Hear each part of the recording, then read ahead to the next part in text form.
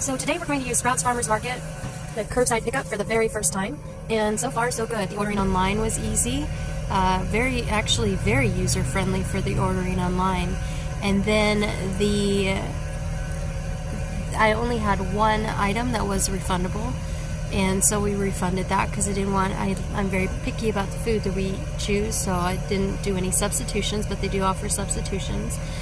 And then now we're just waiting for the pickup, and so far so good. I called them, very prompt. She said they'll be right out and we'll be on our way. We saved at least 2 hours of shopping by using this, and it was a $1.99 fee. So I was in and out in 5 minutes. They do charge for the bags, but they do it on an estimate, so you might wind up getting less charge. Again, bags at Sprouts are 10 cents each, but overall really good. And in and out in 5 minutes definitely saves you some time.